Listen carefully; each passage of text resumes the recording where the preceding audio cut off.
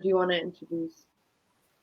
Okay, I'll introduce. Okay, Nuri and Ari Jogira Jahan में बरी जिन बारी आउन जींदी हुंदी दोस्तों असां पहिरियों दफ़ो अॼु इन सेशन में अंग्रेज़ी जे हवाले सां ईंदासीं असांजो हिकु मुनफ़रिद क़िस्म जो सेशन आहे उन सेशन्स जो जेको टॉपिक आहे उहो थोरो somehow it is different from the literature, it is different from the philosophy, different from the activities what we have been doing, for example poetry and mushair. So my dear friends and the listeners and the viewers, welcome back on this series. You know that we have started this kind of series in the starting of the lockdown system what we have seen, because the phenomena of COVID-19 has restricted us, all the people, that you have to remain inside the doors, you have not to go outside, you have to be bounded and locked down at your homes. Then people were getting frustrated or some problems were there, so people thought that we have to get out of this situation. Then definitely all the people all around the world started this kind of activities that you have to go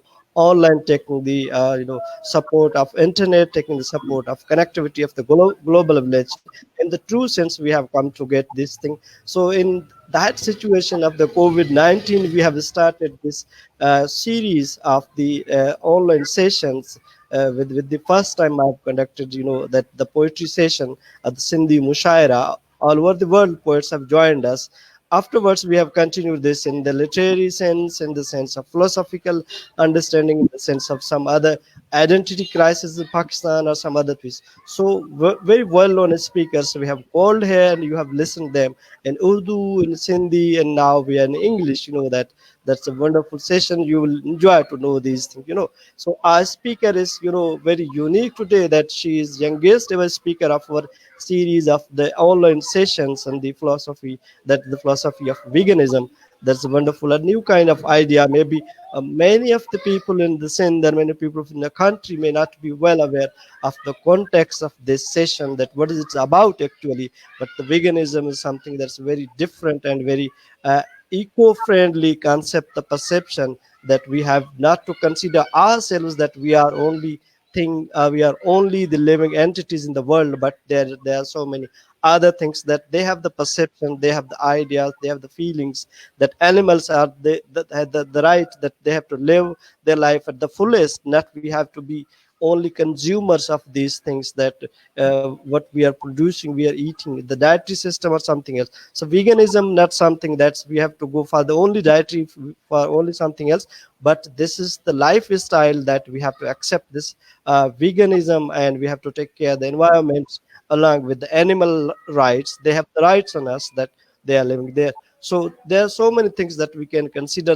I was surprising when I was reading some kind of list of the people that the very famous and the celebrities are the vegans. Especially you might be knowing Virat Kohli of Indian player. He's the veganism as well. So I was watching the list of the vegan people that they are using the veganist. That uh, we will come to know that what people are there around, what the philosophy of veganism, and how we can take care of the animal rights and the ecosystem we can produce in a healthy lifestyle in this regard. So we welcome Sophia Akbar Laghari from the Canada. She is, a student of psychology, but definitely she has taken as optional subject at the minor philosophy, and she intends to go for the political science or maybe philosophy in the major, or some other learning or education system.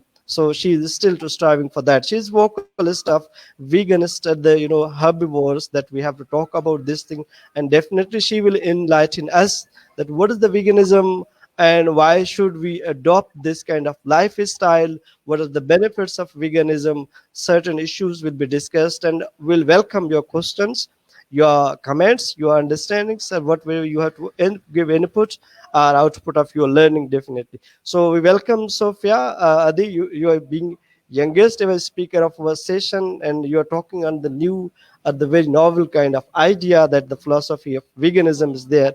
So we'll welcome you.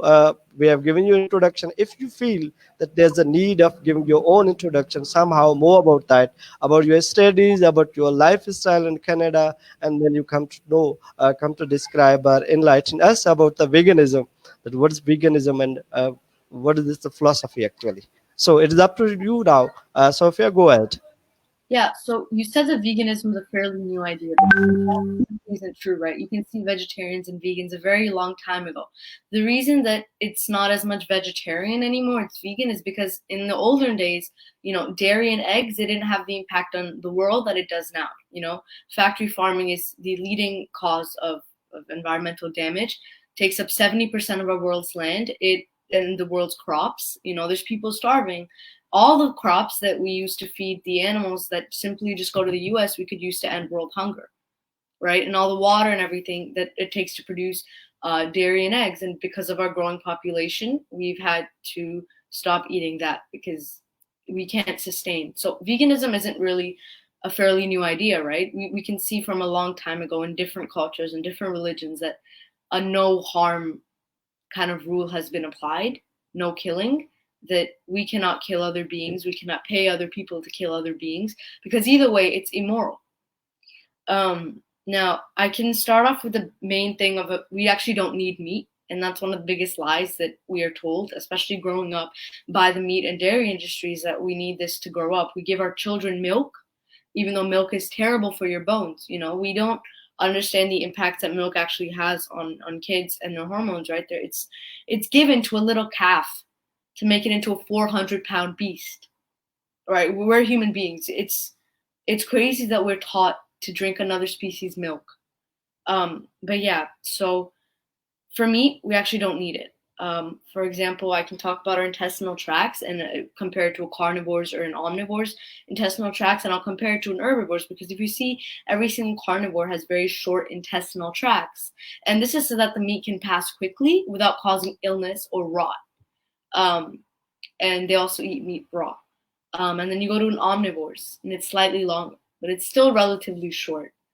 But then you look at a humans, and we have the intestinal tracts of, let's say, like a rabbit or an ox. We have very long intestinal tracts. Like every other herbivore has long intestinal tracts for plants to keep the nutrients in the plants in your family. Now, if you take meat and put it with an herbivore's intestinal tracts, what happens is sickness goes up, right? And you see vegans are 45% less likely to develop cancer of the blood, 50 to 78% less likely to have high blood pressure.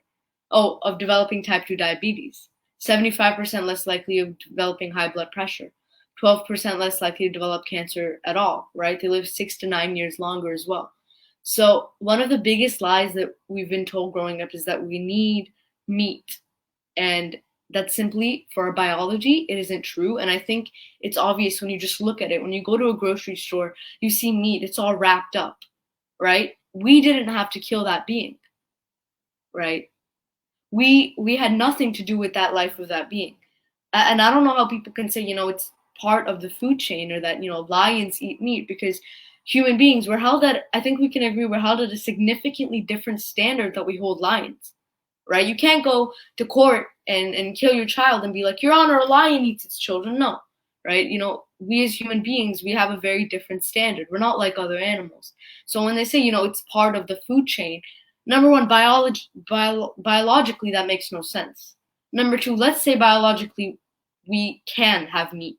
We can sustain it, which there's very little evidence for, since it gets us so sick. The leading diseases, the causing of the leading diseases is meat, especially red meat and dairy and eggs and all those problems. Yeah, so we're taught that we need meat, and I'm saying that even if we needed meat, or if we wanted meat, if we could sustain on meat, it wouldn't be good enough because of the environmental impact, the amount of people starving, and how we're destroying our planet. Did you know that there was a study that said we would need 2 different planets to sustain the food that we eat now?